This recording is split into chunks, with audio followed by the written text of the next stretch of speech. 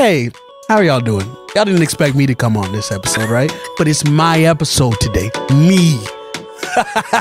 My ego is really running wild in this motherfucker. But really what's happening is I'm doing a Q&A with the ladies of Sosa because y'all got to get to know them personally. So let's introduce our two ladies. All right. So as Emmanuel said, we are the ladies of Sosa. Like, not even like the face, but like more so like behind the scenes. We're still, honestly, we're gonna be real with y'all. We're still figuring out our role. Okay. So we were behind the scenes for the first couple episodes, and I'm sure you guys realized that. And then now we're on camera. And we want to give you guys an explanation why. For those of you who may like not understand, it's like, okay, y'all weren't on the first couple episodes of this relaunch, and then now you guys are on. We want to kind of give you a backstory of like the kind of history of Ladies of Sosa, and then who we are as individuals, so that, you know, it can. We're the OGs. We the OGs. People always tell us y'all are the OGs. So LOS is not a new thing, like Sarah said. So, yeah. So we just want to kind of give you guys a little backstory, the history, so that it all makes sense, and then we clear that. And we're pausing real quick because we've had so much good feedback. Like we just did the relaunch, and like I don't know what were you expecting when we honestly I'm not gonna lie, I expected good feedback because I feel like we put a lot of work into it. We put the groundwork. We laid the foundation years ago. But I wasn't expecting that much feedback. Like we got so much, and it was just like a roll. Even when you expect something, it still kind of like shocks you a little bit when you actually see the realization of everything. This is the definition of like fake humble from Bad Bitches. I'm screaming. We didn't expect y'all to just be so attracted to our content. We're gonna get into it today. Like we're gonna take you way back because Emmanuel and everyone's like, y'all need to be more personable. They are wondering who really is behind Ladies of Sosa. Someone said it was a Manosphere podcast, and they had from the first few clips. Yes, I heard about that when you told me that. Like the people on Twitter were like, "It's a Manosphere." I was like, "What?" Because it was a lot of guys in the first few. Yes. Clips. Wait, it got on Twitter? Yes. Apparently on Twitter, people was kind of like tweeting, and they were saying this Manosphere, it's like male dominated. I'm like, what? Really? I was shook. Yeah. So we want to pause. We are about 10 episodes in, and just let you guys get to know us. For all of the new people, because we got a lot of new people, but for the OGs, you kind of know what's going on. But we're going to give you some behind the scenes on what happened when, you know, we took a pause. We took a long pause. It's been, 5-6 years now? Longer. Yeah. So this is for all the newcomers. This is big for us because we were kind of visible a little bit a few years ago, and we want to kind of just take you guys on the ride of like what happened. And it's a journey, and I think it could be inspiring for a lot of people because the whole theme of it is just like, when you have a dream or you have a vision, just like never give up. And you can't fail if you don't quit, basically. And we didn't just come out of nowhere. Okay, can y'all introduce yourselves at least? Okay, there we go. And also, by the way, we do have a producer on screen, on camera. If y'all hear Elisa Anwat's voice, she's one of our producers for today, and she's going to be backing up Emmanuel, or working together. We'll see how it goes. So dynamic duo. A big dynamic duo. Batman, Robin, whoever don't like it is that man problem. Okay. Anyways, go ahead. You might need to what's called that one. But what is both of y'all? Seconds. It's like a limit of how long. Yes, 30 seconds. Do you not really? Okay. That was like 2 seconds. Okay. What was the question? Go ahead. What is your names? Oh, okay. So my name is Sarah Benjamin. Damn. I was swallowing. Yeah, she was. That's crazy statement to make on camera. Wait, I'm swallowing. See, that's why they said it's Manosphere. Okay, my name is Christine. A lot of people know me as Christina KG in the community. KGina, all of that. Ladu. Yes. So yes. Yeah. Okay, so I'm gonna ask the first question because I'm pretty sure they want to know what happened to the original crew. Did y'all break up? Did y'all start beefing like Brandon Marshall and them boys from I am Athlete and the Pivot, or is it like y'all cool because you know women like the beef? Manosphere. That's a great question. That's a really good question. So honestly, truthfully, take it back to the beginning to really pull the full picture. What was the because we had two separate crews. But let me go back to the history. So the reason why Ladies of Sosa was created was because after South Sudan became its own country, we had a war within ourselves, a civil war. And a lot of people had different opinions, like people from different tribes, Equatoria, Equatorian people, Dinka people, Nuer people. There was a lot of like bickering online on social media about the war and everything that was going on. And I was like, this would be a really good time for us to use like this situation and talk about it in a more like productive way, because everybody's already talking about it, right? So why not create a platform where we can have everybody from different tribes speak on it in a platform where everybody's represented. So then I thought of like creating the Ladies of Sosa, and 5 girls, 5 different tribes from 5 different backgrounds. Who were all the members? So the original members were me, Suzo, Nima Tang, Grace Martin, and Melina. Melina. Yes, she was. Because I wasn't sure if she was like the original or the next, because she stayed. Yeah. So 5 girls, and then 5 different tribes. Yes, from South Sudan. And then we had new members, because those members, like, we kind of like switched lives came into play. And so we had... So it was no beef, it was all love. And it was really unprecedented, because during that time, what was that, like 2012, 2013? Yeah. Like YouTube was not, like there wasn't a lot of podcasts, there wasn't a lot of talk shows. Well, they were, but like we were starting it on our own and putting it, putting it out. So it was really, really ahead of its time, honestly. There was no beef with Ladies of Sosa or any of the girls. So y'all did it straight up for the love of the game. Yeah, 100%. Go. But an idea and to just put it together and see what it does. But there was a separate group of girls that pretty much made up the meat and potatoes of what Ladies of Sosa was and is. So those girls were Christine Leto, Nima Tang. Nima, we love you. OG, yes, always. We love him. We'll talk about her too. Yeah. Adur Malek. Adur, we love her. Yes, Melina Joe. Someone asked about her on our videos. They're like, what happened to the cute girl with the curly hair and the nose ring? She always kept the curly hair back then. Yes. So she was one of the first aesthetically pleasing women that used to be like spiritual girls. Now that these girls be faking it. I'm sorry. Spiritual? I don't really know about all that. What you mean spirit? What do you mean by spiritual? Like we know the aesthetic, the nose ring, the piercings. No. Yeah, I don't know. But she was our sweetheart. She was the baby of the group. She was the LOS sweetheart. Yeah. And then so Adur Malek and Melina Joe and then myself. Yeah. So there was 5 of us from 5 different tribes representing basically all of the major regions. Yes. And that was your vision, is to kind of be inclusive, because there was a lot of like tribalism and stuff like that at that point. So. Yeah. So that's pretty much how LOS was created. So. Yeah. Okay. So now it's time for like the fun questions. Because now y'all get to be.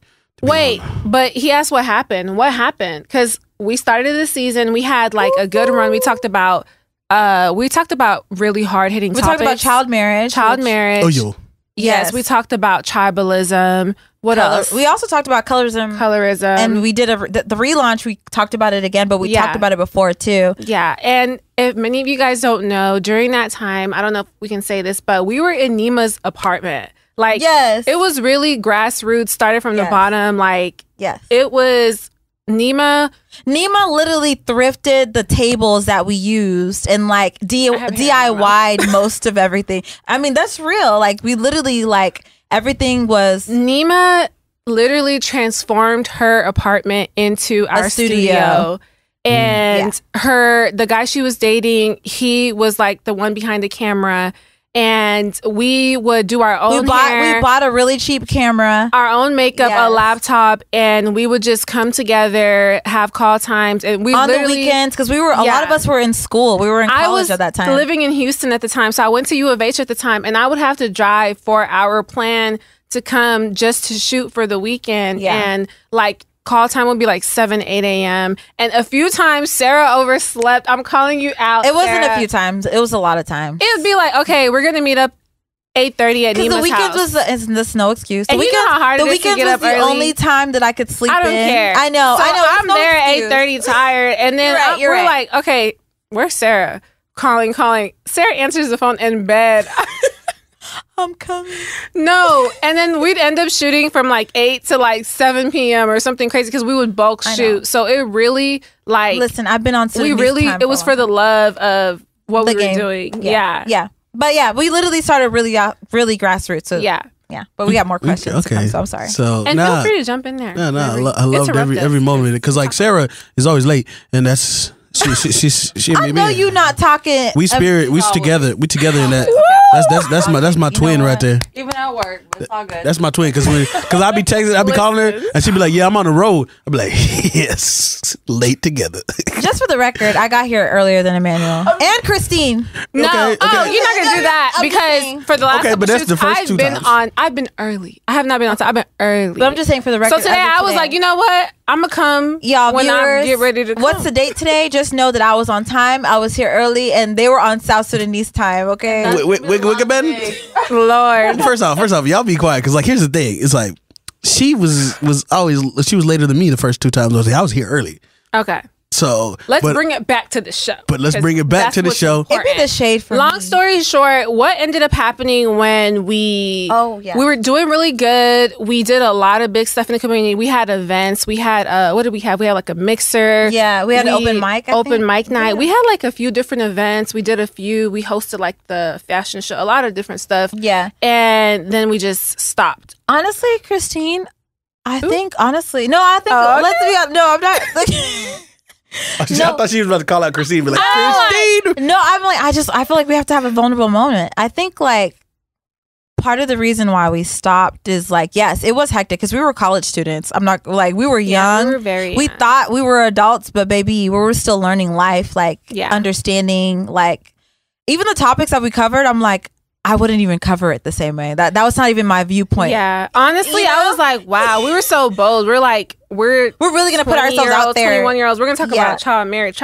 We like had the audacity. Now I'm looking back, I'm like, what made us we had the right idea, but we were so young. We thought that we knew everything. So that's one part.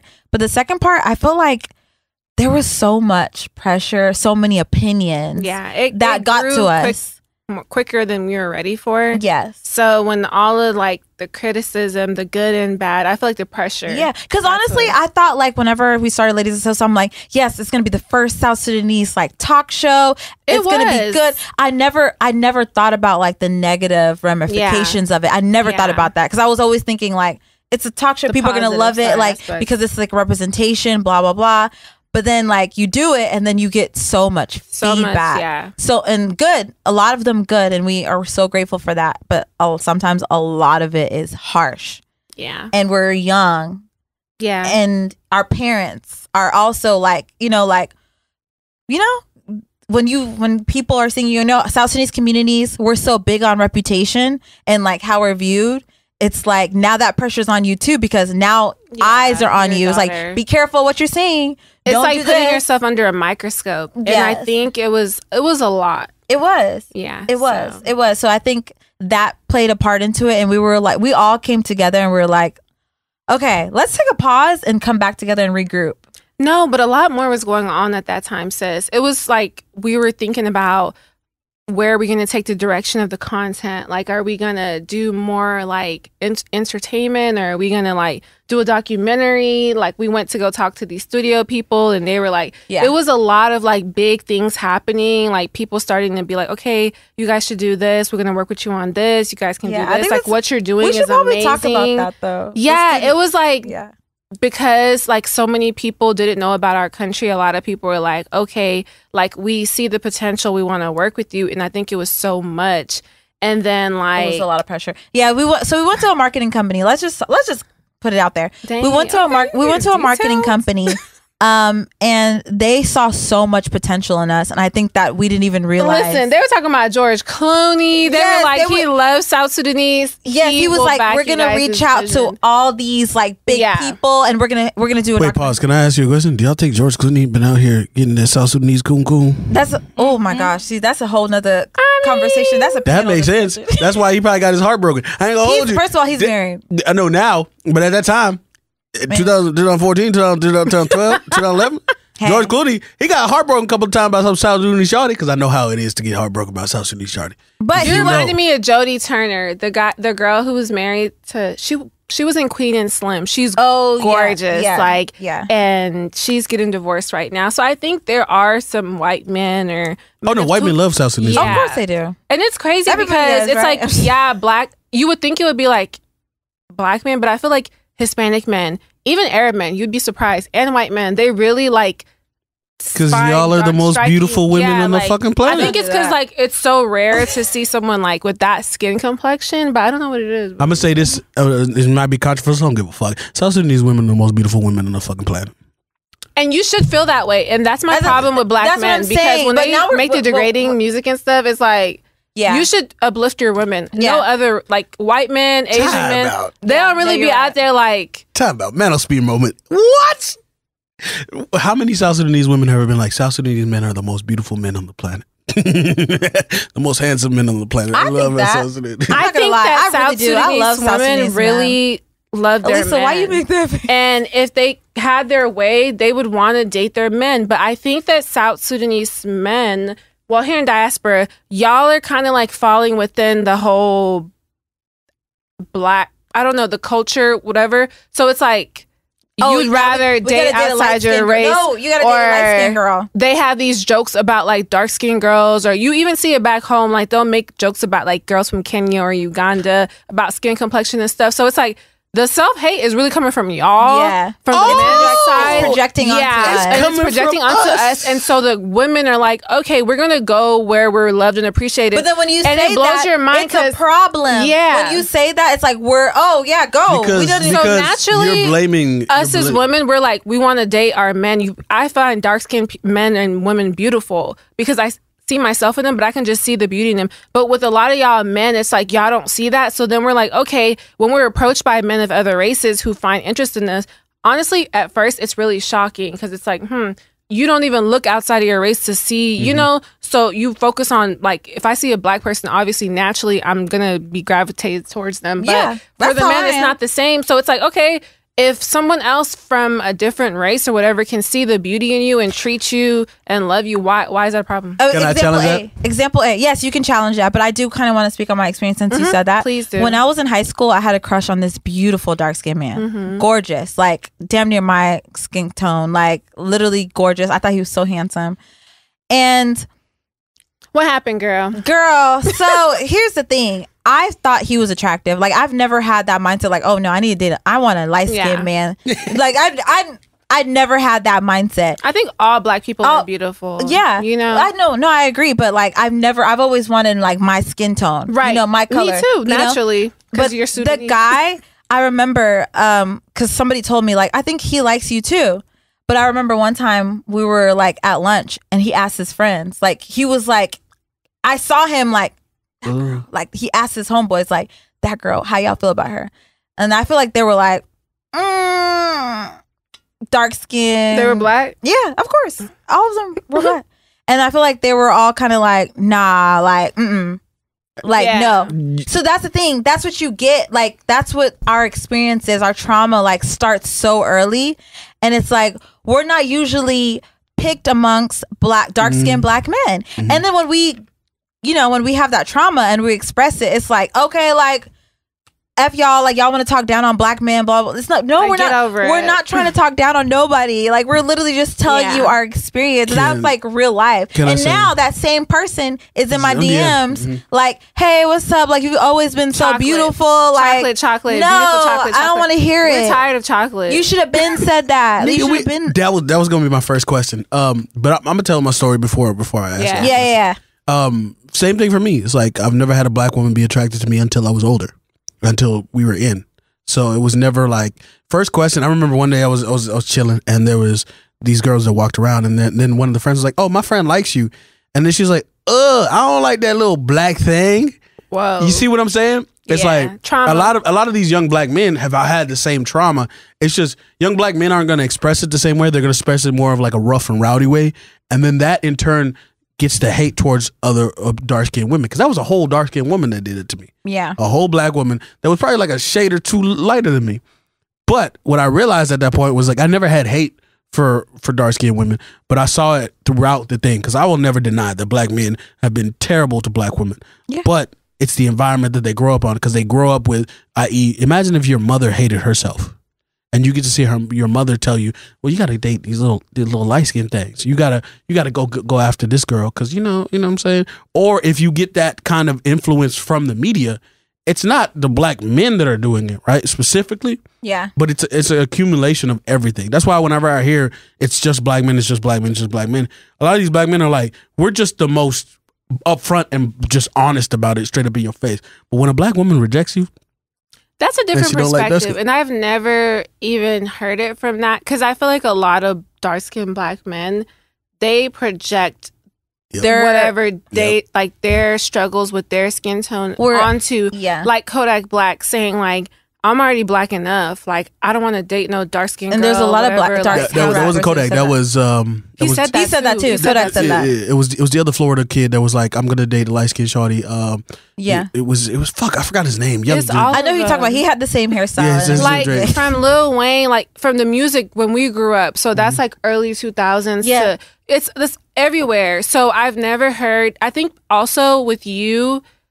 You have a richer skin tone, like Owell said in other episodes. So I think dark-skinned black men have it easy because they're fetishized. So it's like, oh, tall, dark, and handsome, whatever. So I've never heard the perspective of someone being like, you know, I was rejected by a dark-skinned black woman. And that's so important because all you ever hear is us saying like, this is how we feel. So that's But I think it's also the only time we've ever been fetishized, though, is like, I'm going to be real. This is going to sound really fucking dark, but like, for as much as we say that like older men go after younger women, a lot of older women will go after younger men. Ooh, tell me about it. It's not really as common. And that's what happened to us. Because like, look, I ain't gonna hold you. I ain't gonna play games. And I've had 35-year-old women. Like older women. Like, come to you. Speak on it, because I feel like we never see that perspective. So like, here's the thing. Like with being a black man, is like a lot of times when you hear the stories of, oh yeah, I got with Miss, what's her name? I was like, oh y'all, dog, you did your fucking thing because you're dumb. You don't have the mental capacity to understand what the fuck is going on,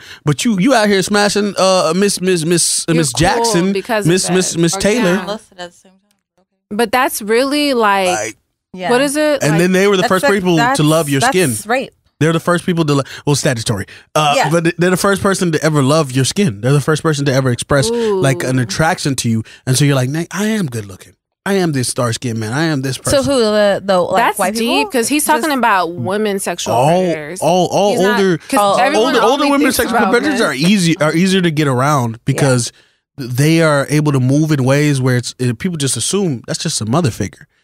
So you get these women that are able to groom these young brothers, and then the over-sexualization is like, then they realize that like their sexuality is them. That's what they are. Do you think it has something to do with how young black boys and girls, especially dark skin, it's something about like when they're young, like when they're children, it's like they already like think of us as adults, even when we're small children. So it's like you could be 15, 16 and you're getting taller, you know, you're hitting puberty, but it's like they might associate you as being a man, same way they do with dark skinned black little girls. It's like they don't see you as a child. We develop so much younger. Like I was 5'11" in 7th to 6th grade. That's uncomfortable. I was 175 pounds to 200 pounds at that time. Yeah. And I'm getting older women touching on me in ways that are different. Like for me, I'm good now. I'm not screwed up over it because I know what the situation was. Plus, I was too much of a nerd to really be like, oh, now I'm about to smash this. They're like, oh wait, why didn't you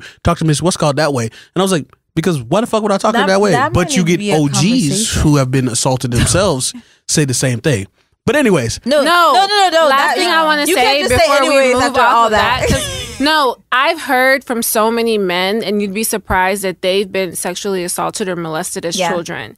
And for them, it's like, it's not a big deal, whatever. Yeah, they don't see it as sexual assault. Like I've heard men say that they lost their virginity at like 10. Yeah, like that's a big 12, thing. 13. And I'm like, and you're okay with that? That's normal to you? They're like, because society is like, it's like, oh, okay, well, that's okay because everything's over sexualized. It's like, that's cool. If you haven't lost your virginity by 16, you're a loser. But if a woman, if a girl lost her virginity at 12, 13, 14, that would be looked at like that's rape. And we would have to examine what happened to you. But we definitely got to start letting women take accountability. So there's a double standard. And we'll talk about that off camera. But you know, I can really speak about the whole R. Kelly situation and how like his sister is the one that like touched him. Now you're going to family incest. Yes, it's like the whole incest situation. So I'm like listening to a podcast. Yeah, that was like a very R. Kelly didn't come out of nowhere. And when that Who happens he to you is as a child, you think something that's happened to him. normal. So but also at the same time, we're not going to support him. Else. Yeah, we never because we're not going to support him. But like at the same time, like he also it is a sickness. We're quick to cancel usually people. Abuse themselves. Yeah, we're quick to cancel people as we should in some, in certain situations, but we're not taking that for R. Kelly. Oh, absolutely sure, not. But we don't get deeper. But we need to talk. Pied Piper, he took it to the next level. But we need to talk about like what created him, so that we stop like whatever created him. We can stop it in its tracks. But we gotta bring the babysitting. I'm sorry, not for the funny moment. Okay, we gotta switch gears, baby, because it's getting deep up in here. Okay, but I will say that snippet might be a little pow. Listen, it's up to us to make something serious. We're very these are important issues. Yeah, because that's something that just opened up my mind because I never even thought of it like from a man's perspective, dark skin, especially Sudanese man's perspective. We used to get killed. So like imagine crazy. being in a football team where you fighting dudes every fucking day off of the fact that they just like nigga, you black as fuck, bro. You look like me. Your face look like half black. But listen, I play sports too, and it's real. Like imagine going to schools like for games, like you go to away games and walking into the stadium and people are like cracking jokes because they just haven't seen a dark skinned person, or it's like. You just can't exist. I have a question. Did y'all used to? I mean, I probably know the answer for you. But did y'all used to roast them back? Or did y'all, how did y'all deal with it? It didn't start like that, but eventually, I feel like that's how if you go to public school and you're in an urban school, like at first it's like, whoa, this is too much. I'm overwhelmed. And I wish Janet was here to talk about it. But after a while, you learn that the moment, like, because it's like people will be saying like little jokes and stuff, and they be like half a shade lighter than you, and it's like. Because you don't say anything, it just keeps going and going and going. Snowballing. And then you'll be thinking in your head, like, there's so many things I could say about you. And that's where it starts. And then one day, you're just like, you just let it all out. You're not talking, because, and then after that, you got a bow legness, your left ankle is fucked power. Up. Yeah, so after that, you have to say something, because every time someone tries you, it's like you have to say something back for them to respect you. And it's crazy, because now, after that, we became friends. I promise you, I really become the closest of friends. Become the best of friends. Now they riding hard for you. Exactly. Hold on. Me and Lisa went to the same high school. Yeah, we did. What did y'all go through? Okay, so honestly, should have been here. First of all, I'm a quiet person, so I did not roast them back. You don't. Yeah. Okay, but the thing is like when I see them and they're like trying to be acting nice now. No, it's not even okay. I mean, they are acting nice, but like for the most part, they are like trying to be something. Like they're trying to be like, oh, bigger than who you are and whatnot. But for the most part, like I let them talk. But it's like I know that I'm smarter than you. I'm better than you. So it doesn't really matter. It doesn't. Period. It does not matter. The fact. Pop it. You could keep on talking. Like first of all, you're Kenyan. I'm South Sudanese. Like what's the difference? We're the same people. Like why are you making fun of me? We should be allies. We should be allies. Honestly, it was coming from like the guys' perspective. Like guys are the ones. Dark-skinned men. I feel like my biggest bullies, my only bullies were dark-skinned men, whether they be African American.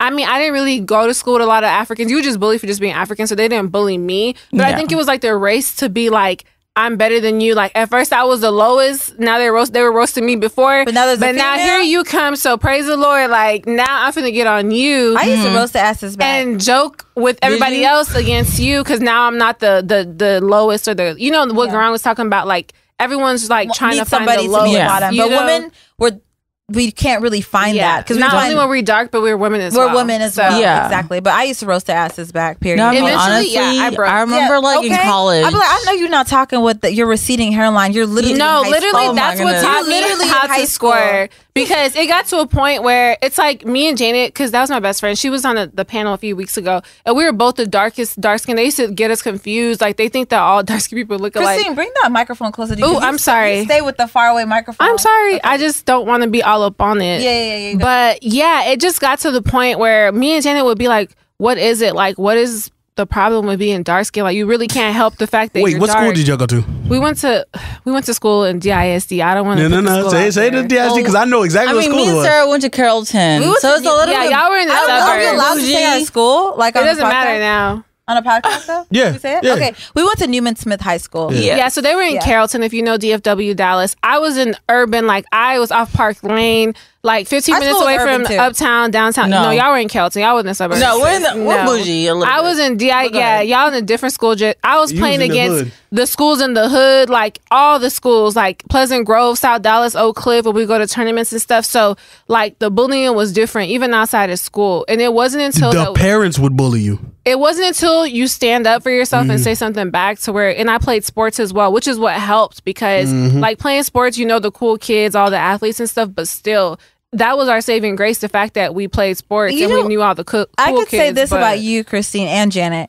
I could never tell that y'all got bullied. I would never be able to I tell. feel like it toughened us up because I'm naturally a quiet, Yeah. like people think I have RBF or whatever. I'm really a quiet, reserved, shy person. So to go through that experience, it was honestly traumatizing. And like Nima's talked about it in the past, but Yeah. it's like you just go to school, you can't just exist. Like you have to keep worrying about, okay, somebody's about to say something or make a joke or God whatever. forbid they turn off the lights during the classroom. Yeah. And then all or of you a have sudden, an African what happened to substitute Sarah? teacher. Wait, What okay. happened? Yeah. So, okay, so this is a Alisa, you funny remember question that? that I want to talk about with turning off the lights. Okay, so Why do we all have the y'all same remember- experience?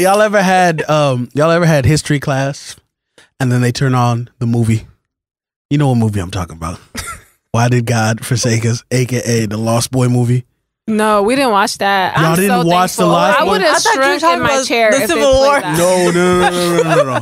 I was, thought you were gonna say I was in AP. I was in AP history, right? Because I was a Why smart. would they play that? What I was- school did you go to? I was You a- tell us what school you went to now. I went to Berkner High School. Oh, you went to but Berkner, okay. before I dropped out and I decided to become a discount not drug drop dealer. You did not drop out of high school. I did. You dropped out of high school? I dropped out of high school before I dropped out and Now became. there's more questions. Before I dropped out of high school and became a part-time drug dealer that was terrible at it. Are you telling the Are truth you right being now? for Dead real ass. right now? Dead ass. So you dropped. So you don't have a GED? No. I diploma. came back when I was 18, 19. That's crazy. That's So wild. I never knew Okay, that we didn't about know you. that. We didn't know that about you. So Emmanuel. don't worry about it. Don't worry about it. I'm concerned. That's said, like scratch African. that. That's Not, African law. not you had a previous life as a dope boy. No. I was not a dope boy. I was a dope bitch. Like I was scared. We never, Emmanuel. Come on, not linebacker. Like, Nigga, I was in my whole not face. Everybody your- just assumed that I was just like, Sure. yeah, because our culture, we don't play. That's not a. My whole face. I was never a bitch though. But you were like, just using your But dark inside skin and your my size. heart, Yeah. I was a bitch. All Like right. nigga, We do not. Ladies of Sosa does not condone We- Drug dealers. dropping out of school and drug dealing. Disclaimer. I Disclaimer, graduated okay? later He does not on. Don't support- worry. I graduated later on. This school took me 3 months to graduate. I didn't know you dropped out of Berkeley. We didn't know that, but that's amazing. That's your story. Yeah, Love that. yeah, yeah. Okay. That's So- crazy. I'm learning love so much that. So, today. okay, Yeah, so- this is We the love you. most We random. love that for We you. love the honesty, the vulnerability. Yeah, well, keep going. I'm sorry. You have to know yourself. You know you're not about that life. Don't be out there trying to pretend. Because we Oh don't no, I'm still pretend. about it, but I'm not about punishment. Well, yeah, go ahead. Don't worry about it. I'm not trying to go to jail. Right. We don't want you in jail. But yeah. So we So, need you so on the we were, next episode. we were gonna say, okay, so we were talking about dark skin and situations, all that shit. So with Sudanese weddings, right? Why is it? Yeah, because we're going back to about the colorism thing and every situation, right? So why is it that like were y'all ever a part of the era of the ashy makeup? Lord. Not me. It was like, Yeah, I'm gonna be honest. Yeah. Because I feel like so you were one of them ones where you took no, a piece of paper. I wasn't ashy. So okay, I was not ashy. ashy when makeup. I started no. doing makeup, that was like the era of first you start off. Those that know the Zuri makeup from the beauty supply that was orange, and you would just get like you just go buy it was like in a purple pack or something, and you just pat it or whatever.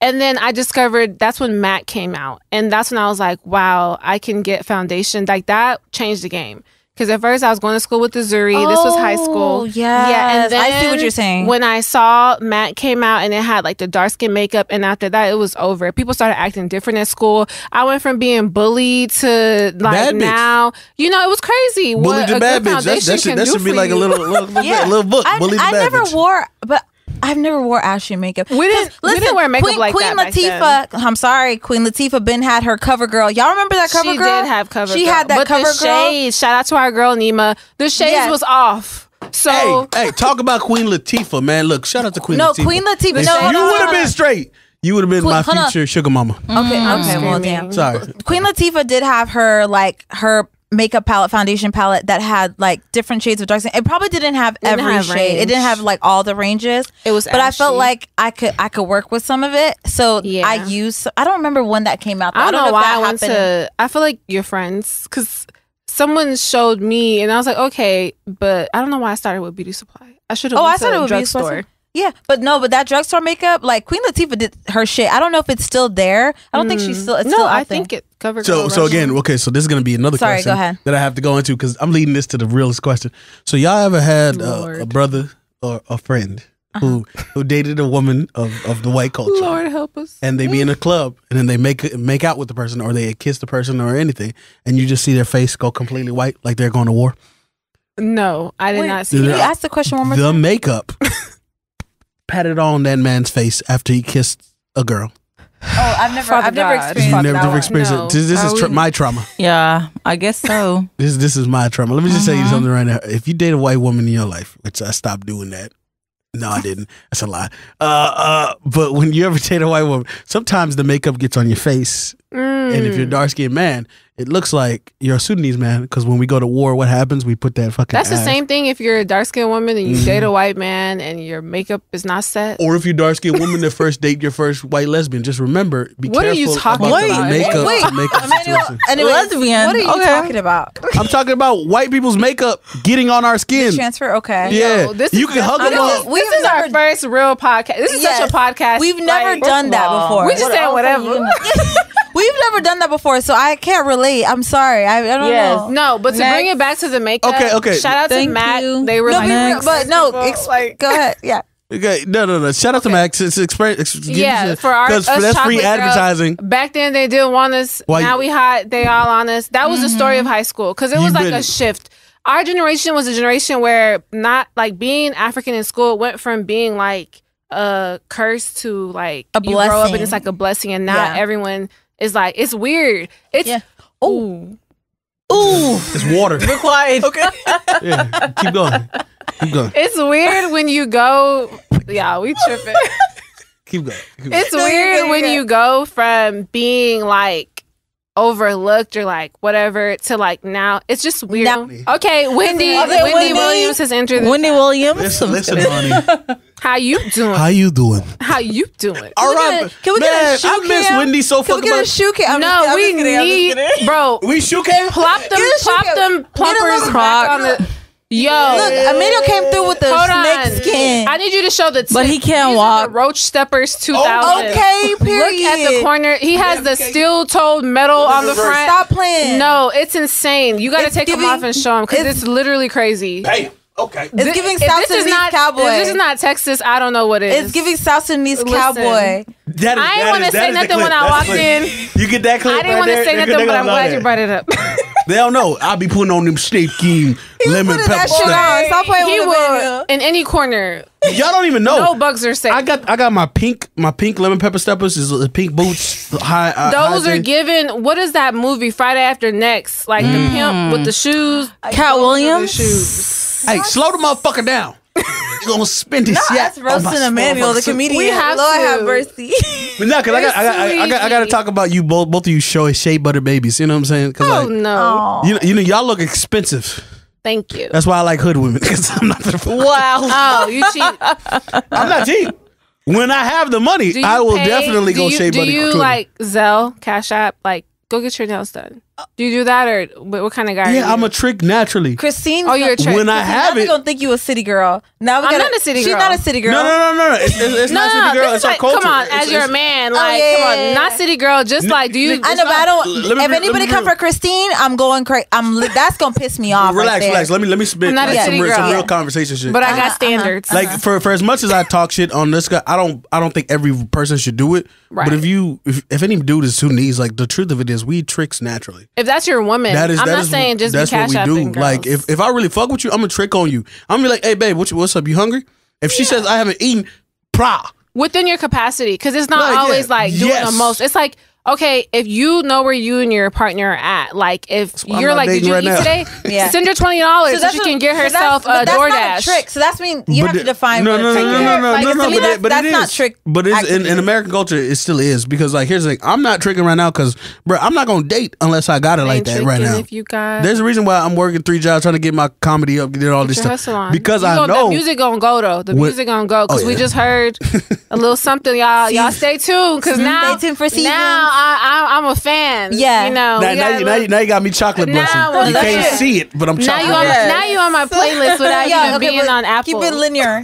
Yes. Sorry. No, but the truth of it is, like, you got to trick. Like, I don't know. It's not even tricking. Like, really, what it is like, if I express my love to you, like, especially with being away from a girl, it's like, girl, what's up? What's up now with you?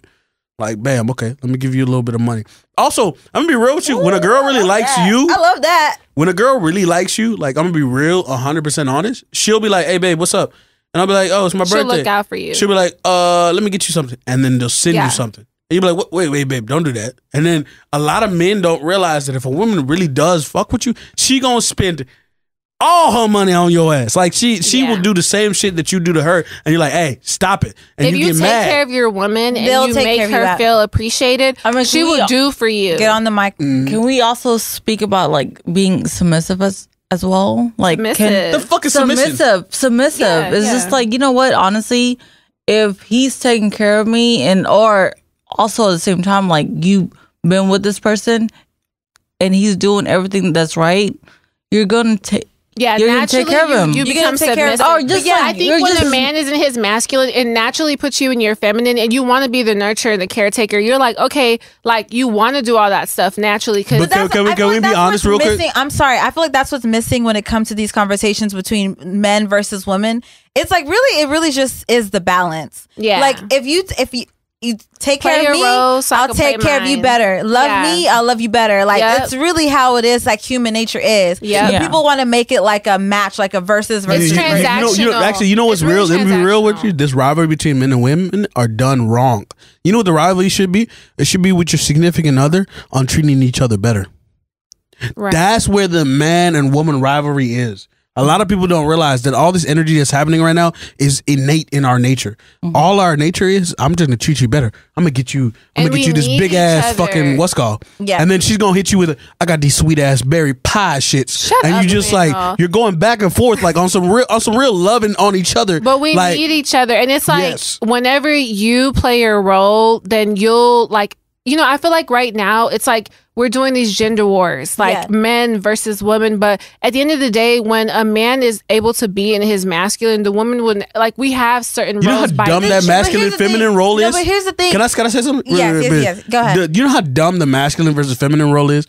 Because you don't know what build you have with each other. You don't know what the kind of relationship is. That's what I was going to say. Because if you have a woman that is like a little bit more masculine in certain things, she's better at certain things, and you're better at this, get it together and plug in. Yeah, wait, are you married though? Like, are you married? Strong. No, I've been fortunate enough to be able to be around great marriages. All my aunties and uncles are married. Like, like the whole situations that you're talking about. Like, are they married at that point? Yes. They're married. No. So they don't know? No. I've seen marriages and I've seen relationships develop. Like, I've been lucky to see, like, my boy, I'm not gonna say his name. He was a dude, but I saw him start his relationship, and the first thing that happened was communication. There was nothing else but communication. There was nothing else but honesty. But I've seen it build up. So I've been lucky enough to be able to see that relationship when I grew up. Because guess what? I got to be lucky enough to see the bottoms and ups and downs about a relationship. It's work. Stop bullshitting yourself and thinking. To piggyback off of like what he's saying, because I think we both resonate. Like, the gender wars are ridiculous because you're doing two separate wars with genders that have completely different mindsets. Not all women are the same, and not all men are the same. So for us to have gender wars, it's ridiculous because not every woman wants to be like, I don't want to work and I don't want to do this, and then like. And then for men, it's like not every man wants to be a provider or can be a provider or can do this and that or can fill certain roles that are expected of quote unquote like gender roles. So I think that's the issue, is like we're placing people in like certain categories. That doesn't necessarily that's make why sense. Our culture. I want to bring South Indian culture into it because I feel like find someone that like is your partner, partnership, whether it's relationships or friendships, like me and Sarah, there's things that she's good at that I'm not good at, that I don't feel comfortable with. And I'm not good at. She handles it, and we fill in like wherever the other person might be short, and that's what makes us be able to work well together. That's why you need a friendship with your significant other. Exactly. Like, you need a true same friendship. thing for relationships. Like, you know your situation with your partner. Like, wherever they're weak, you could be strong, support each other, and just make it work. But I think fundamentally, what the gender wars are doing is it's making a lonely generation to where it's taking longer for us to get married. And no, stuff. it's a generation of letting the liars run the narrative. And you're going to be alone. Some women are like, I'm done with men, like whatever. And some men are like, I'm never going to get married, whatever. But it's like, we need each other. It's beautiful to have a relationship. Because I feel like with these narratives that they push, especially like, what's this new group called? The one that's toxic towards women. What do you call them? Red pill. Not the manosphere, the red pill. The red pill. The manosphere, the red pill. Yeah. Like, they push this narrative like, you have to follow this and you have to do this and that. And if you don't do that, you're not a man. And it's like, I feel like that exiles a lot of different men who may not resonate with that. And so now they're forced to believe into this like narrative and buy into it. Stay off the internet. And then that's all I can say. Up, because like, the internet is messing up relationships and it's putting unrealistic expectations. Like the whole Cheesecake Factory thing that went viral. That's ridiculous. Like, if you are listening to the internet, you're never going to find somebody. Because at the end of the day, like, you're in real life. Figure out if that situation works for you or not. Don't be listening to what let's the be real. First of all, we love a Cheesecake Factory. I was at the Cheesecake Factory last week. Oh, I saw that. I love the cauliflower. What are you talking about? Like, go ahead. Yes. Not Spider laughing. Spider knows exactly what's going on. Go ahead and take your restroom break. Go ahead. Yeah, we'll go back to the cheesecake. Back to the Cheesecake Factory. No, we love that. This is chaotic, and this is how we really are. Yeah, so this is it. Listen, it is what it is. Like, yes, we love that though. Perfect, okay. Yeah, but neither shout is out our to the podcast. Cheesecake Factory. There's nothing wrong with going to the Cheesecake Factory. Has amazing food, the drinks, the appetizers. Can you give people context just in case they don't know what's happening? You're acting like the man took you to Cheddar's or Chili's. Give people context just in case they don't know what TGI Fridays. Just in case they don't know what you're talking about with the Cheesecake Factory. So the Cheesecake Factory, there's been this debate online about this woman who was taken on a date. I feel like it was a skit, and I don't think it was real. I think they came out and admitted that it was fake because it was so ridiculous. The woman didn't want to get out the car. We'll probably insert it here because they pulled up on a date to the Cheesecake Factory, and people were roasting her, saying like, how dare she? Like, she's not even the type of woman who could have the audacity to even say that the Cheesecake Factory is not on her level, or she's too good for the Cheesecake Factory. But social media, everything that goes viral, all these opinions and stuff, I feel like it's going to let you end up lonely and alone. And wait, I think... So what were they... So they were saying that it was wrong for her to go to the Cheesecake Factory, or it was wrong for him? She's basically saying like, on the first date, you should never take a woman to a Cheesecake Factory, a Grand Lux, a chain restaurant. There's like this list of different things that like only 5-star restaurant, blah, blah, blah, whatever. And I think like that's fine to have standards, but where's the balance? Like, I get it. You don't want someone to take you on a coffee date. You don't want someone to take you to something like that. There's no effort. What's wrong with a coffee date? I feel like it depends on the vibe. That's what I'm saying. Like, in real life, you know your situation. If someone just asks you on a date and they're like, I'm going to take you for coffee, you're going to be like, no, I don't have time for that. But if you have a vibe with someone, you think they're cool, and they're like, hey, I'm busy, like, you know, I only have this time, like, let's go grab whatever. Like, don't automatically write it off just because of social media. You never really know. Just evaluate the person and listen to your own intuition on whether that's something that you can entertain or not. You know? I 100% agree with that. I mean, saying no to Cheesecake Factory is kind of ridiculous. But don't I also pass up on your blessing. Yeah, you shouldn't. Know, I'm all for the high standards. Like, definitely for the first date, the man should be trying to put in effort. But I feel like analyze the situation and don't just listen to... Emmanuel's back, guys. Woo! With the jump off. Don't just listen to... Actually, you can just keep it this chaotic. Yeah, it's chaotic episode. Don't just let us know if y'all like this. It's not all let us serious. know. And if you like want it more structured again, listen. Because we're going to do our roundtables, our interviews, all of our serious discussions. But every now and then, we want to give you a true podcast where we just talk about stuff. Or actually, you know, let's be real with us. Like, we'll put it on Patreon. Hey, that's an option that's too. True. Yeah, that's an option. We still need an episode, so this is coming out. Y'all, bad bitch episode. Listen, y'all are the most important. The bad bitches are outside, okay? So Because they know I'm the baddest, even though I'm bald. Shush. Okay, but y'all let us know how you guys like this setup, how our how we're operating.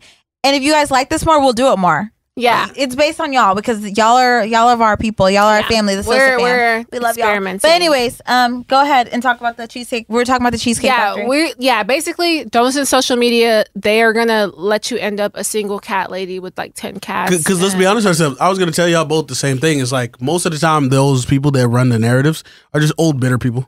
Like dudes and girls that are literally terrible at relationships. No, but it's social media too. There are people who are like relationships. The ones that get to be able to talk the loudest are the ones that are most vocal, most angry about what relationships and the concept of it is. No, but right the ones who are putting the narrative out there are the ones who are denying the dates and saying, "Oh no, I would never go to Cheesecake Factory." So they're young. You know what's crazy? Let me be real with you. These are girls that are for sale.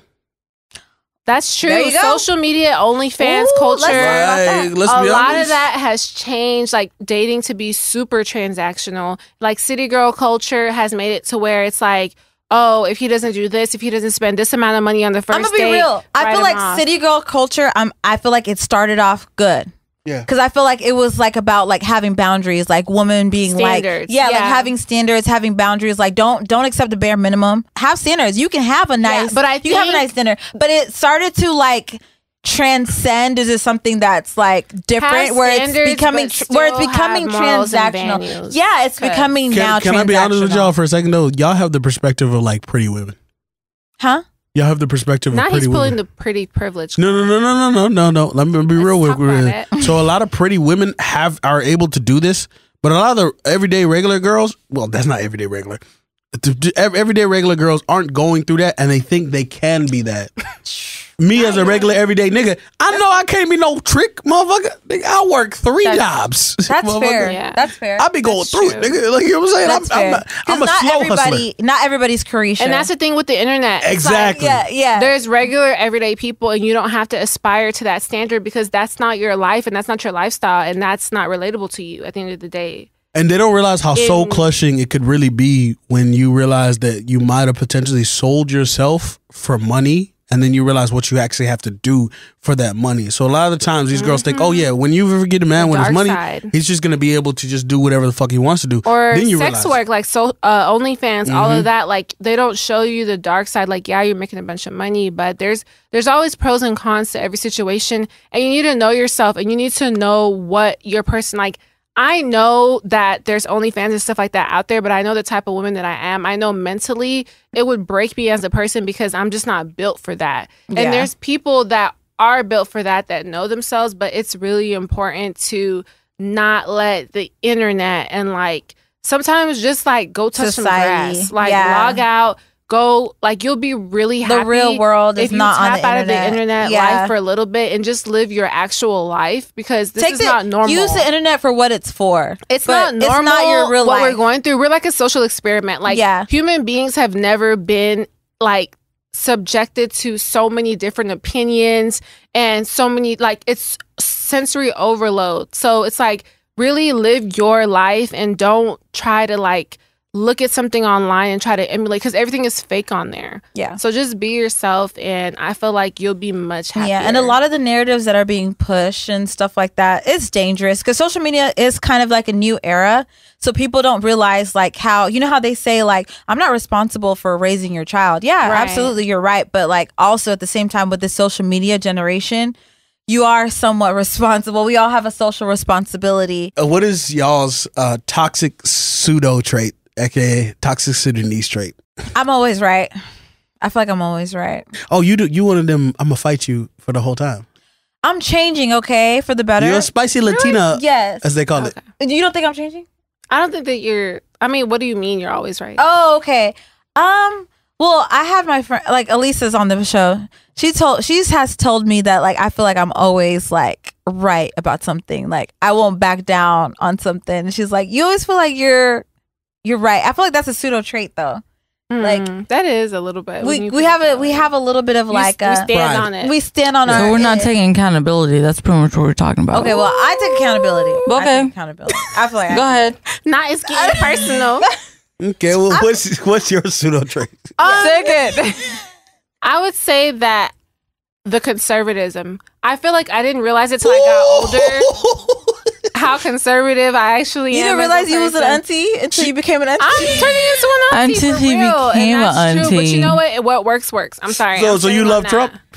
Ooh. I mean, Yo! if you really want to get into it. I love that. Hey, you see what's going on. There's two different That's types. all I Oh my There's two God. different types of conservatism. Oh my God. And he knows that. He just trying to stir the Bring pot. back Trump There's two different types of conservatism. Trump Let's go. But outside of like the president and all that stuff, I feel like South Sudanese in general are very conservative people. Yeah. When it comes to our culture, so I think naturally, Let's be honest. Yeah, they are. And we voted. A lot of South Sudanese people voted for Trump. No, we did not. No, not you. No. Not you. Okay, no, but what? No, but what? The elders. Can I? Okay, the elders did. can I say something? Am Like, I go lying? ahead. Am I lying? no. Can I say Literally, something? Yeah. That stimulus check, those checks Oh my that we were receiving, we were enjoying it. So I'm it's not sorry. even just a stimulus check. It was the Let's check talk for about me. conservatism. Like, PPP? let's take it PPP? outside. That's Let's take it. outside All them of taxi American driving politics. motherfuckers got Because Yeah, y'all- all of our this is viewers crazy. are not This is just crazy. American, This is but crazy. I just want to talk like conservatism We love in general. it. Like I think that our culture is a very prideful culture, and it's very like high self-esteem, very like I want to protect my image, protect my reputation, and it can get toxic on the other spectrum of that. But I can see how like I never intended that to be that, but now that I'm getting older, I'm realizing that a lot of my views tend to lean more conservative, but being a member of the new generation, I am very much accepting of like LGBTQ and other things. So it's not just like all one way, but I think that like it's the pride aspect of like making sure you protect how you're viewed and like having self-esteem and like protecting your image, that type of thing. So Yeah. that's what I'll say is my toxic pseudo trait. I've never been like that. Yeah. I've always been the black sheep of my family. So Really? yeah, Let's get into it. 'Cause Yeah. your sister and brother are conservative. yeah, now they're that you very sit and talk about conservative. it. And I mean, if I look at it, I guess you can say I'm conservative in some aspects, but for the most part, like when people look at me, I don't think You are too. I think you just don't realize it, but it's like it's not extreme. That's what yeah, I'm saying. I'm not extreme and conservative. Because I there's might certain have things some, I might know have some you're not gonna values, do. So, but I'm so the black sheep of my chime family. in? Can so I I'm chime in like- and be real? Yeah. A lot of y'all, what y'all believe conservatism is accountability for your actions and being able to stand up on your pride. No, That's- Yeah. That's what I think the conservative ideal that she's speaking about. But like at the end of the day, the truth of it is like conservatism in general equals to capitalism, right? Where you believe that like you can make any money that you want to make. no, you're right. Like anytime you want. And I look, I'm not gonna lie to you. Am I participating in capitalism to the ultra to West Galway? No, but conservatism doesn't always have to be about like economics. It can also be about like your views on the LGBTQ, your views on like religion and like the border and all immigration, all that Yeah, stuff. All that stuff comes into play when it comes. we are people that used to be butt naked in front of each other all the time until the white man did it. came up and started taking pictures of us. By the way, I'm screaming. Okay. Spider, get this We right. love. Okay. Hey, The put this- studio Listen, y'all. lit. Emmanuel said he wants him a beautiful South Sudanese And he girl, a found baby. one. Tall, thick. Elisa is such a sweet girl. LOS matchmaking. All right. You can't see your head, so you better not say to cut this out.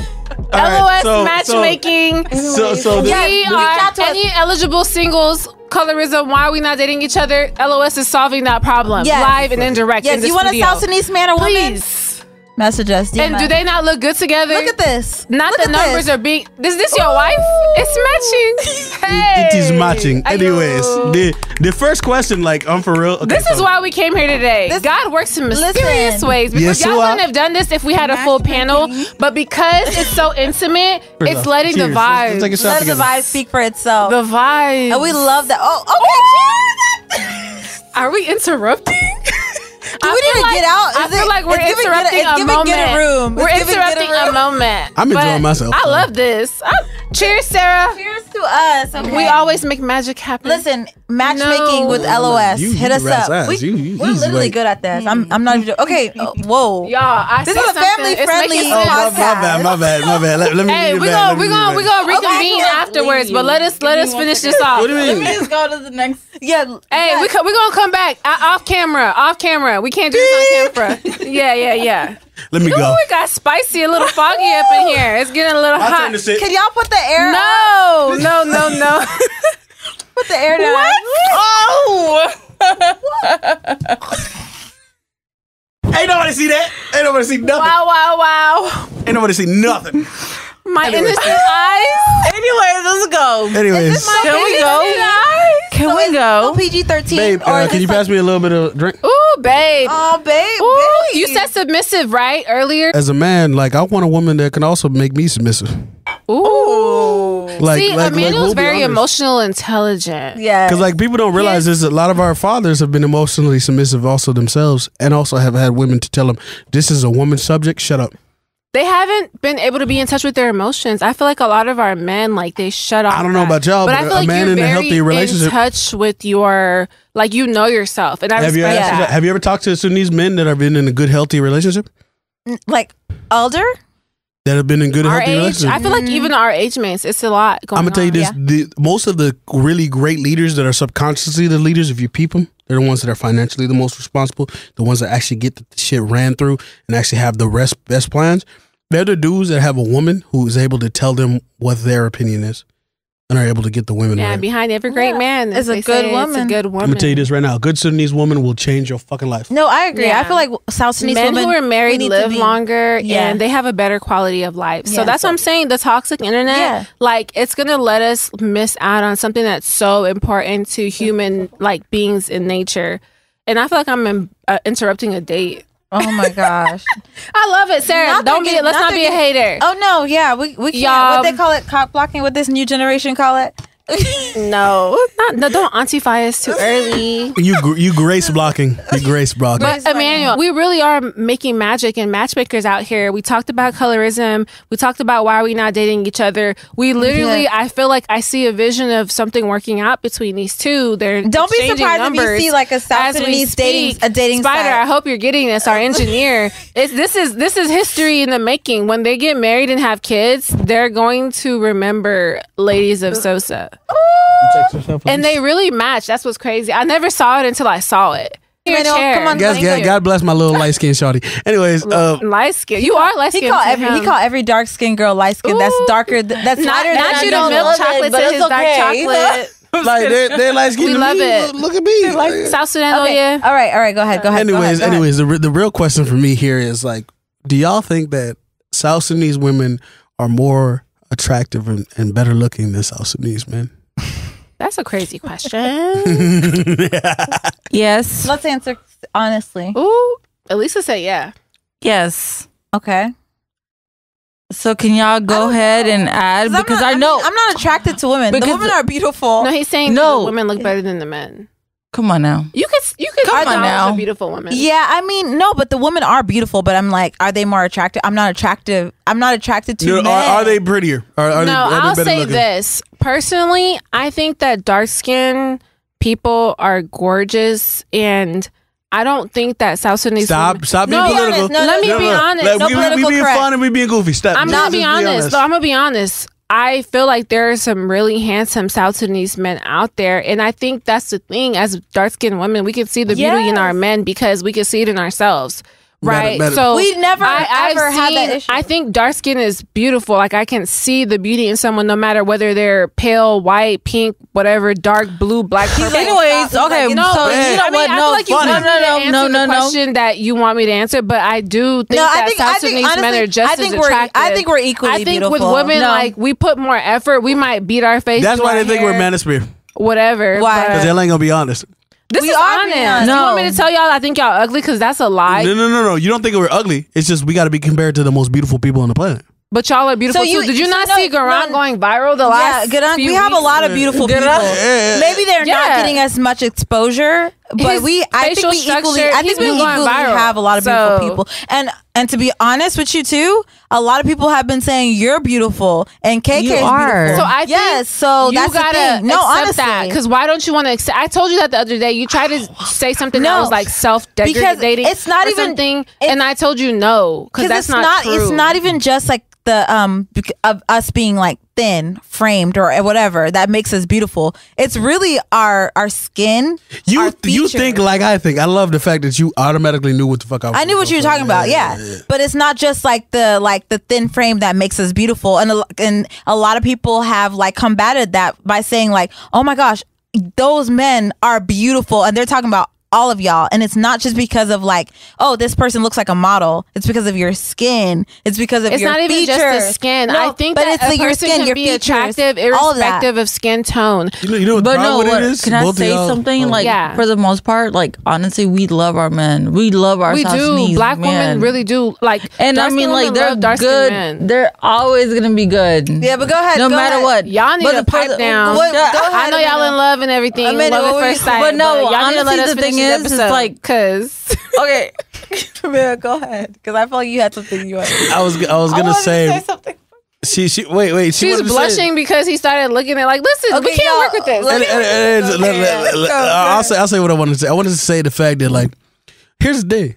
Being a good looking dude, here's the thing. When you got the most immaculate conception in front of you, it's okay to be second place. Up the cap. Can I say the most controversial take? Can I say my take? I think it's because the wigs and the other bullshit. The makeup. South Sudanese women are still beautiful as hell, right? But at the end of the day, if we were like, all women need to take off makeup, hair, and all that other shit, you'd realize the South Sudanese women are still the baddest in the game. But outside of that, it's still crazy. That's nothing to argue. And it's real. I want to know, what was your honest perception of us when you first met us? And what is it now that you know us? Because you're someone who has supported us from day one, and you had your own stuff going on. I asked him to be honest. Yeah, but he wasn't like corny. He didn't like come and be like, oh, I'm a comedian, I'm gonna force jokes and like be cringe. You just came on, and like your comedic timing, me and Sarah were talking about it last night, like, you know when to crack a joke, and it actually just like disarms us, and it like, we miss your end. Like, even last episode when you came on at the end, we could tell that like it was too serious. We needed like someone with like to lighten the load, and you're actually smart. So when you do have something to say, you are actually able to articulate your opinion. So you're not like a goofy who's just cracking jokes, and then when they talk, they're like, bro, he's dumb. Please. You know? So I really want to know, you obviously, I don't think that you were in tune with Ladies of Sosa from the beginning. So you're coming on to the platform fresh. Sarah reached out to you, or however it came out. You heard about it. You met us. I reached out to Homeboy. What did you think? I reached out to Emmanuel, by the way. I was like, I feel like we need his energy on the show. Yeah, we need different personalities. It can't be all serious. So for me, I was fortunate enough to be like instantly in love with Sarah because of her personality. Like, I always knew she was my nigga from day one, because I met her at my brother's Sarah's such a sweetheart. As a situation. So, but for you, it was like I like her because she reminds me of like personally my brother, which was like, and my sister Ayen, which was like the person that like, they're layered than a motherfucker. So the moment that I came in, I observed. For as much as I talk, most people don't even peep that I'm observing. Like most 90% of the time, I'm just observing people, trying to figure out what they're about, what they love. And as I did the episode and as I kept going, I was like, oh my God, they're my people. Like, you ever just instantly just fall in love with a group of people and you're like, oh yeah, those are my, I don't know, spiritual the partners. That's my tribe. Yeah. Yes, that's my motherfucking spiritual tribe. That's what it is. Yes, those are my peoples, and that's what instantly happened. It was like, it's the Ladies of Sosa for me is like, it's such a passion project. That's what it is. Yes. I'm gonna put everything I can into it, because it's bigger than us. It is definitely bigger than us, because I want my daughters to be able to see both of y'all. Because I can't wait to see those little black girls be able to go, oh, Auntie Sarah, Auntie, and just be able to look at y'all, or even just be able to just enjoy themselves around y'all. And be able to just like kick it and be able to be like, yo, we did more than what we were given. Yeah. And I instantly thought to myself, though, love. Yeah. Love. But I didn't say that the first episode because I didn't want to be too sentimental. not just sentimental, too over exerting. So I was like, let me just show them what I'm about. Yeah. This is what I do. I do this podcast. So I'm gonna help you out with certain opinions, certain things, because there's no point in like being the controller. I'm a man. At the end of the day, this is Ladies of Sosa. Let the women lead. It's a collaboration too, because when we met you, we're like, he's talented. You know, like people who support us, bring us, like it really is a collaborative platform, but I feel like it's bigger than this in the sense that it's for us, by us. And I'm glad you said that about like you came here like trying to just like fill in your role. You didn't want to like just like come out here and say that this is why I wanted to be a part of Ladies of Sosa. You just wanted to like show who you are. And I think that's like so important. Lisa, come on. Like, just come on. Damn, look at her. Fine as hell. Oh. Lord. I know, that's right. His girl done pulled. I know. This is crazy. Sarah hit it on the money though, and so did Emmanuel. No, like Sarah's personality is really like bubbly, warm, inviting, safe. Like so I don't know. No, I feel like so how he described this is perfect because I'm more of a reserved, quiet person. And I think sometimes it comes across as like standoffish because I'm shy, but I feel like when people first meet you, they project whatever they think you will be or your personality would be based on the way that they perceive you to be or the way you look or whatever. Yeah.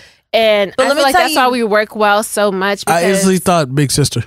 Yeah, like, I'm a Cancer. So I'm like the mother of the First off, you know what's crazy? Cancer was the first heartbreak I ever had, but cancers have been the first healing situation I ever had with a woman. No, Christine is very like, she wants to make sure things are going good first and then fun. For me, I'm like, I'm serious. No, but that's a good thing. Like, it's like, let's make sure things are going smooth and then we can play around, okay? But first and foremost, we spending money, honey. Exactly. Wait. Do y'all got just drinks on you? Here's my question. Rapid fire round. Rapid fire. Let's go. Okay, who do you think has the best thing? Do you think the muumuu, the jalabia, or the other cultures have better pregnancy givers? Right. So jalabia is like a muumuu for the American audience that don't know. It's like that dress that the aunties wear. We'll insert a photo here. And they will instantly get you pregnant. I call them the pregnancy guaranteers. Yes. That's why when a black man sees a black woman in a dress. The sundress. Yeah. So the jalabia is equivalent to the sundress for the. Yeah. No. It's not the sundress. It's the aunties. They had that dress. They know what they're talking about. The muumuu. You know how they be like, oh, the black woman in a sundress. It's the muumuu. No, it's not a sundress. It's a long dress that they had. So a jalabia is like traditionally, and a lot of African countries wear it, but in South Sudan we call it jalabia, and it's like a loose fitting dress. It comes with a lot of different prints or whatever, and it looks good on any type of body shape. It's conservative. It's like all the way. It's not conservative. Ankles. No, I mean your body. Still that ass jiggles is because you know damn well it's a sundress. But you could wear it when you're cooking in the house, when you go visit people for a bika, whatever. Let me ask you a universal outfit. Y'all asses do not wear anything underneath the jalabia. I live in jalabias at home. No, I'm a jalabia girl all day. All Africans in that jalabia. Let me ask you a question. No pregnancy yet? For sure. My question is, because here's the thing. If my woman said, oh, I'm wearing jalabia all the time. Emmanuel. Let him ask this question. No, that's why we told him. No, go ahead. Because you wearing the jalabia all the time. Because I know, every woman that I know that wear jalabia, she ain't wearing nothing underneath. Nigga, that's instant access. Listen, flip. I'm not going to lie to you. Those jalabias be spicy. God bless you. No, Emmanuel, no, it's true though. Come on now. You literally wear nothing underneath the jalabias. So can you imagine you taking your jalabia to Cancun, Mexico, or are you taking your jalabia to Fiji over the ocean view? If I'm not in public, if I'm doing my makeup, I'm in the house, I'm cooking, I'm whatever. I'm in the jalabia is our uniform in the house. No. Okay. Jalabia is my lingerie. Yeah, that's my personal lingerie. Lingerie never should be. It is. It's the African. It's because you can wear jalabia in public. You can wear it to like a bigger to go to your. Do you know how y'all cheeks look in jalabia? When visitors come to the house, you're gonna be in a jalabia. That's a respectable outfit. Be quiet because it is. It depends on the type. It's not for jalabia. Yes. It depends on the type. Because you know that nighttime jalabia. Oh yeah, that nighttime jalabia. Because them nipples be looking crazy. Stop playing with me. And them yabs be looking crazy. I be feeling so sexy with my jalabia. which type of jalapeno we talking It doesn't about. matter if you skinny. It doesn't matter if you big. Everything is jiggling. The It looking jalapeno good. gives you body. Okay. Shout out to the jalapenos. Shout out to jalapenos. We're gonna come out with With some our own line of- jalapenos because at this point we need to come out with our own line. No, of but no, jalapenos. I agree with you. Whatever you said about the pregnancy, yes, you could definitely, that's definitely a pregnancy outfit because to me, that's the South Sudanese lingerie. A jalabia is the South Sudanese lingerie. So do y'all Period. think that like our parents? So y'all ever been sent out by your parents to like summer camps and all that stuff? Did y'all realize that was the point that like 9 months later you had brothers and sisters? Oh my god! Wait, what? So my homie that is a light skinned dude who has always been around me and has always been around the community wanted me to ask this question because he said the podcast needed this question. Why He did said- you have to specify that he's a light skinned dude? Because this nigga named Chris. Chris knows who he is. I'm gonna send you the picture and I want you to put Chris's ass on here. We're gonna put Chris on the camera. He's or a the stand up screen. comedian and he said to me he said, are Sudanese people the Filipinos of Africa? What does that mean? Why? Why does he say How does that even What like? does that what, mean? what does that Does mean? he have small eyes? No. No. What is that? Why? Are we Can you break irrelevant? it I don't know what's going on. Is he relevant? Relevant because Can you break it down? Come What on does now, that mean? figure out. What does he view First the off, stop Filipinos with of the the joke. Asian community? Stop with the joke. Oh, so What we're do- not included. 'cause what- the what- Filipinos so we're are nothing. excluded No. from the Here's Asian the joke. community. Is what nationality do you think that if like the world was just Africa, what would Sudan be nationally considered as? The underdogs. Obviously, stop with that. So would Sudanese be considered Asian. Japan? Do we be considered like what place would if Africa was the only place on earth? What would they be considered? Oh, we would Oh be Asian. no, We would we're be China Africa for sure. That's North it. Korea. We is I not think we'd be China. North Korea. Yeah, we'd be trying. We even be our North and names, South Korea. Even like Dinka, not every name, but Dinka names are so similar to like names in No, Chinese. let's be. Dang, the name Dang is also like a lot of people in China are named Dang or their last name is Dang. Haven't you noticed that? Yeah, Dang, Yeah. Thong, Qual, John. Yeah. Like, Yes, nigga, No, but It's outside so of names, similar. he's right about the Filipino thing because Filipinos are, I guess, Asians, but they're not acknowledged. dark. They're darker. Yeah, they're like the lower. I hate to say that, is but that they're the ju- considered like okay. the lower class. They jungle Asians. That's what they call not them. acknowledged. So I guess I see. Okay. as the underdogs, that's true. It's crazy that he was able to pick that up. Because duh, he's And that is why this podcast exists. Because stop playing with us. But we have what do you think? representation. What were you about to say to that? No. Oh, God, like, That was crazy. Sarah. Uh-huh. Oh, I was just going off because like we have like smaller like the structure, our facial structure. We I have have small big eyes. eyes. I have big eyes. It depends on the tribe. It does depend on the tribe, but I feel Okay, so this is my question that I always wanted to say because I get fucking annoyed about it when white women do it. Like I've had white women pass me into the restroom. But do y'all get annoyed with motherfuckers comparing you to chocolate? I don't care. I mean, it has been a lot worse what they compared us to. So I Yeah. feel like chocolate's like, okay, whatever. Yeah, I You don't wanna give a- call me I don't chocolate. That's So fine. so chocolate could be a good opening liner. Somebody hit on you, you'd I be mean, okay. Somebody called you like my chocolate. I ebony feel like queen. when you automatically depends. off the bat just go chocolate, it could have been something worse, but I feel like you're already bringing colorism into the play. Yeah. Because immediately when someone is talking about your skin complexion, before they're acknowledging your beauty, it's just automatically like chocolate skin complexion. First Yeah. thing like, oh, I love chocolate, whatever. It's just like, all right. Like, yeah, it's not. you It's not know? the best way. my but I ladies don't in care. Christ, can you okay? So okay. As- Because you answer don't go up answer to a straight- white woman answer and straight to the say point. vanilla, Let me or be you real. don't go Let me be real. caramel. But it's women like and say, go ahead. Because I was about to ask about pink peen, but this is not the kind of podcast that We're that talks not about. doing that, so we're just not talking skip about over that, honey. We're not gonna do that. I'm glad you noticed. Yeah, I know Absolutely y'all. not. Because you know my ass. We'll We talk will about get it. canceled. They listen. How you gonna get canceled about calling about white people? Have They've pink- been honest pink for less. sparks? Okay, go They've ahead, been go ahead. honest What's for the question? less. What's the Especially question? TikTok. TikTok is brutal. So have you ever realized that like y'all don't grow hair, right? For example. And have anybody ever looked at you and be like, you had laser hair removal, for example? Like for me, I've had No, Yeah. Emmanuel. No, I mean, we do have extremely soft skin. Yeah. And that's been a thing. No, a lot of people have told me like, "Do you shave?" I've never shaved my arms Yeah. or my Our legs. skin is just naturally very and a lot of soft. people be like, "Do you shave?" Or like, I had white people like touch my legs and be like, what is it? Like, what do you do? And I'm like, nothing. Exfoliate. We use a loofah. Lotion. I'm so sick of so sick of At y'all first it was flirting. cute, but Yes. now Now we're done. We're over y'all. Okay. So it's time for Never Have I Ever. Okay. It's been 30 Okay, minutes. Drink and time. I'm sick. Oh, you know what? Honestly, like I could say, I really want to ask a question because the thing is, Okay, ask it. Ask it. Ask it. Maybe it's Yes. your world. yeah, it's my world all the way. I'm just kidding. Girl, I thought you was about to take off your top. You thought so? At Lisa After Dark. Who are y'all dating, babies? Oh. Babies, If you want to be my lovers. are you in a relationship is what you're asking? Who are y'all dating? Ooh. Doesn't matter. Ooh, Elisa, you I'm dating. I'll say that. What about you, Sarah? Are you single? Are you in a relationship?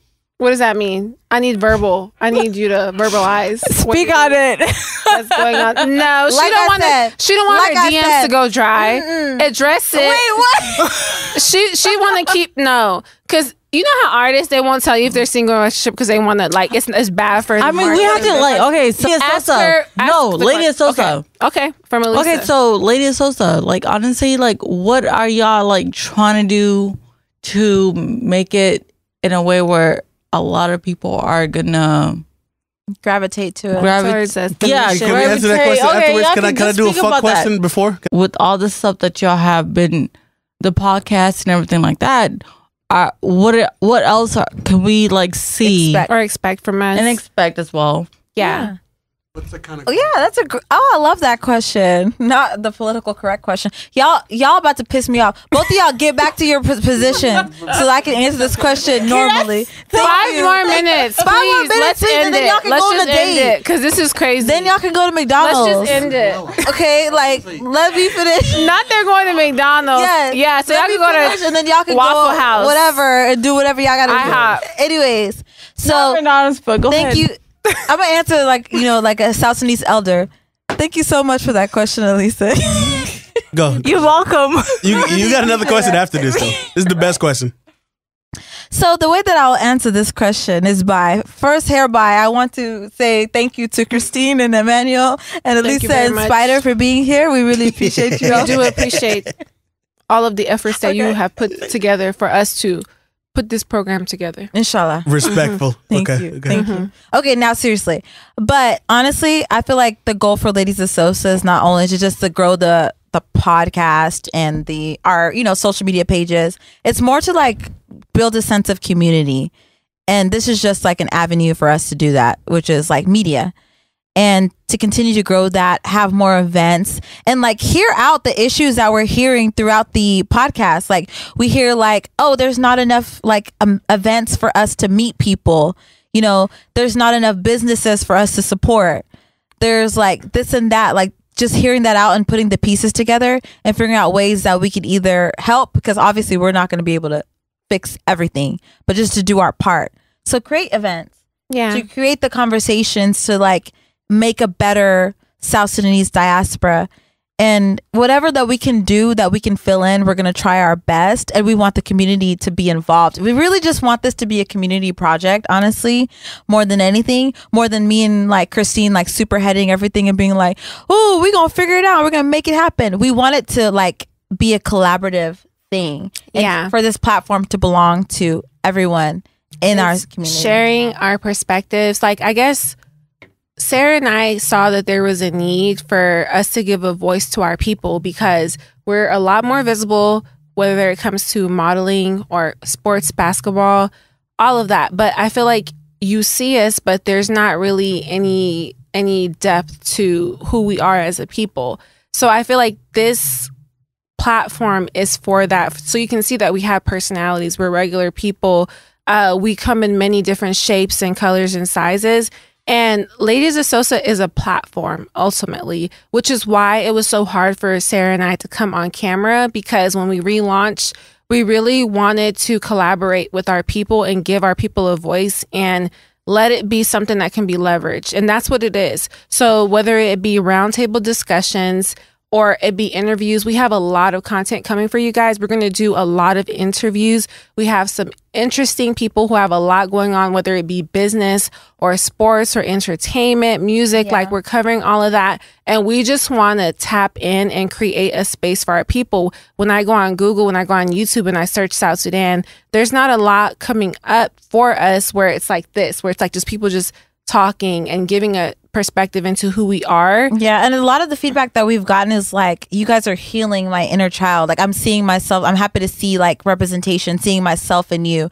So literally, it's just like, the simple part of it is just representation. We don't have a lot of representation in media. And you know what's crazy? What you just said, when it came to the colorism discussion, which is what we first launched with, I feel like that was healing my inner child. And when I was seeing the comments, when I saw that, it made me feel like I have a purpose, because it's like crazy. It's full circle for me, because everything that I went through as a child and like my experiences and how it was so big at the moment. You know, when you're a teenager, when you're a kid, everything in your world is so huge because you don't really have a lot of life experience. And to be able to turn around and create a space to where we're talking about it now from a healed space, and we're able to create a space, the conversation, where I didn't realize how many people have went through the same exact experience as me. And I think it's very healing to talk about it now. Yeah, and still going through it. But like you said, healing your inner child. I feel like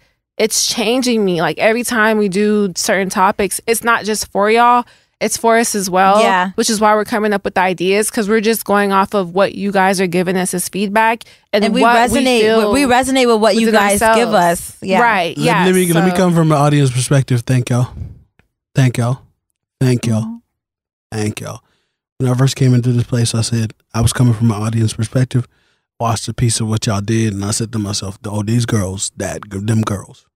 We're trying our best. It's okay to be the first to establish it, but it's even better to be the first to adapt in multiple aspects, and that's what y'all did. And we haven't given up, which is what this episode is about, to show that when you have a vision for something and you believe in something, you can't fail if you don't quit. Ladies of Sosa is a passion project. It's a vision that we have for our people, to give our people a voice. And Sarah and I have banded together because we had a conversation about a year or two ago, and we were like, Nima, and we're just like, Ladies of Sosa cannot die because it's bigger than us. And it was something that's just pulling on us. And I was just like, bro, we got to bring it back. Can I say something real quick? Yeah. Yeah. And then after that, we're going to ask our questions. Ladies of Sosa is never going to die, because Ladies of Sosa is bigger than all of us.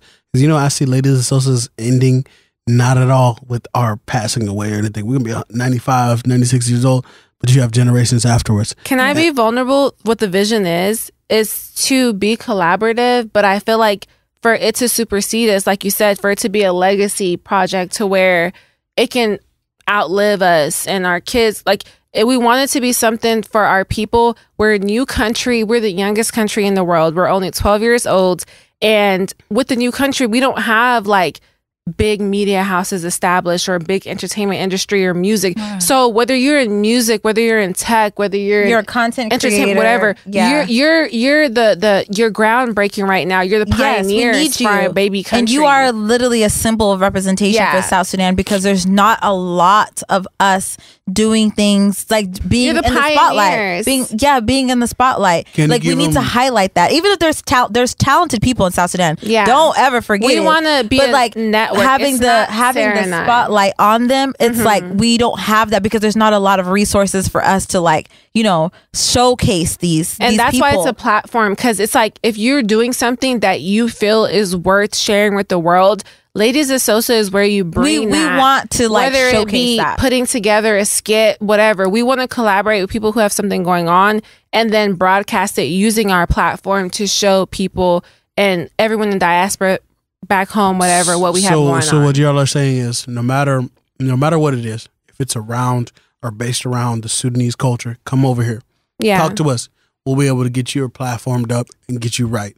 Because at the end of the day, we love you and we love our culture being expressed. Yes. That's what we want to do. Yes, absolutely. We'll pipe you up. Can I ask the last question? Yeah. This is the question I wanted to ask. Okay. Do you think that it's okay to have an open bar for a Sudanese wedding? Absolutely not. Yes. I think so. Do you have security? Duh. This cannot be the last question. I'm sorry. No, It cannot. I think so. I think, yeah. Why not? Do you have security and do you have someone outside? Because I don't know about Australia and South Sudan, but in America, every South Sudanese event, no matter what, people want a parking lot pimp. No one wants to stay inside, and that's the biggest problem that people don't like. We have balconies. We have balconies out there. We want to hang out outside. We like the vibes. We like the energy. We want to be outside, inside. When you pull up, we're outside. You see us. So have an outdoor wedding. How about that? Venues don't like that, and then eventually a fight will break out. So let's focus on staying inside. Why the fuck does a fight have to break out at a wedding? See, look at you. You talking real Sudanese facts, and that's I'm telling you. No, she's telling the truth. You have never been to a South Sudanese event if you didn't pull up and see South Sudanese people outside. So you didn't see people trying to get them inside. They're gonna bring drinks anyways. Y'all bring their bottles. That's why they're outside. Anyway. That's why you got to tell them. They're outside. That's why open bar would be the best one. Exactly. That's why I say open bar. That's true. I'm okay to open bar. Keep them inside with the open bar. Because they're going outside to drink. That's why they're outside. They're going outside to the car. I'm okay with that. Every other song is South Sudanese. Every other song is the regular shit. Yeah, so right. Go back and forth. I'm good with open bar at a South Sudanese wedding. What do y'all think, I audience? changed my vote. You changed it? All right, audience, that's the solution to the problem. So is it okay? The last thing I want to say is we want to give a big shout out to the OG ladies of Sosa, the members from the original cast, because I feel like with that, like, we've learned so much on the journey from then till now. Can we get them on another future episodes, please? That's what I want to do. That. Please. Yeah, we're still in great communication. Adira got married. She's married now. She has 2 beautiful kids. And Melina recently got married. She just had Nima is a content creator living in LA. Nima, shout out to our sis. That's our girl. During Ladies of Sosa, that's when her channel blew up. If the people that know, Nima is a huge influencer. She has been so influential when it comes to shades. We were just talking about CoverGirl earlier and everything. She literally exposed being an advocate. She literally exposed fashion industries for not having enough like diversity for women of color. I wouldn't even want to say exposed, but she challenged them. Challenged them to like step up to the plate and provide makeup colors and foundation colors for women of our skin tones and darker. So she's a pioneer. She's our sister. We love her. She originally, when we thought of the relaunch, she was very like hands on. Part of it. If you'll see the cooking episode, she was in it. But my sister's busy. She's in her bag. She's doing big stuff, and she still is supporting us. And she can't be here for everything, obviously, because we shoot on camera, but we still love her. And she lives in LA. And we're in Dallas. Yeah. So we have a good relationship with all of the most recent cast members. Yeah. I actually was the MC for Melina's wedding. Period. Yeah. So we love that. Yeah. So we still have a great relationship. A lot of people were like, is there drama? Is there beef? No. And there's actually not. We have a sisterhood. We can't give you a spicy story because there is none. And for the relaunch, we did reach out to every single person to see if they wanted to be a part of it. So it wasn't like me and Sarah were just like, all right, like we're gonna, so it was like, sis, mutual. Like, let's do it. Can you do it? It's like, no, I have kids. I got to be a mom. I love you guys. I support you guys. So we're still good, but Sarah and I are obviously spearheading it and keeping Ladies of Sosa alive. Can I ask we're still open. You and Sarah, the real question is, do you want them to stop DMing y'all? Because y'all both fine for them. And they look at both of y'all and they're like, damn. I don't get that. I feel like they DM us more about the show. I feel like I get questions about how to be on the show. Like, honestly, and it's a lot of suggestions. People are very involved. They keep they really want to be a part of like. So are we gonna get Winnie and Gabriel on the show? Oh, that's for sure. Let's see. Let's. You're welcome anytime. 2024 is a big year. Yeah, we got some stuff in the works. Let's just hope. We never know what can happen. Because I'm gonna tell William the same thing. Hey, light skinned nigga. I'm screaming. Listen, when pull up. We are trying. We want to interview some big people, so definitely stay tuned. We have a lot coming, but we hope that you guys have gotten to know us a little bit better. Tell them about the Patreon and like the truth about the Patreon, because Patreon we can get really be honest, and we can talk about everything in between. So we did start a Patreon. And if you guys if there's certain topics or certain things that you guys want us to put on the Patreon, we want your suggestions because ultimately this is our platform, so we need it to be collaborative. It could be X-rated. Yeah, whatever you feel like you guys want to see. If you want to see more personality, more fun, more behind the scenes, let us know. Get to know us. Like, let us know. And also, I want to say this, like, because we just came back after like a years long hiatus. Years. I want to say, like, listen to our South Sudanese community, especially, like, keep going with whatever you got going on, whether it's content creation, which we're in the field in, whether it's like starting a business. There's going to be naysayers, and you don't need to listen to the That's how people. you know you're on the right track. You're on the right track when you have people hating, because nobody's going to hate on nothing that doesn't mean nothing. If you're irrelevant. Exactly. Yeah. So I feel like don't listen to naysayers. There's going to be more supporters than there is like negative energy. So just focus on that and keep going with that. And y'all are interrupting my whole speech, y'all. Can y'all see this? Thank you guys so much for watching this episode. Please, these people have fell in love during this shoot. It's crazy to me, but I love Black love. I love y'all. First of all, I love it. Oh my God. Okay. Well, thank you guys so much for tuning in. Thank you guys so much for sticking it out. If you've made it to the end of this episode, you're so please hit the subscribe button. And if you're on Apple or Spotify, please leave a review. Make sure you leave us a review. Let us know if you guys liked something laid back like this. Episode. We're gonna have so many different guests. So there's whether we're talking about politics, our country, like issues, relationships, interviews. We have a lot of big people coming. Just stay tuned. If you have anybody that you guys want us to interview, please. Yes. Can we talk about how Sarah looks like Let Melina? Let them know. How do I look like Melina? From Mortal Kombat? She look like the Sudanese Melina. Thank you guys so much. Thank you guys so much for watching this podcast. LOS, Q&A, get to know us. This was crazy. And we'll catch you guys in the next episode. Please be sure to like, comment, I love all of y'all. I'm done because I couldn't even be serious at the end because these people were flirting. It was too Thank much. you guys. We love y'all. We love you. Bye. Bye.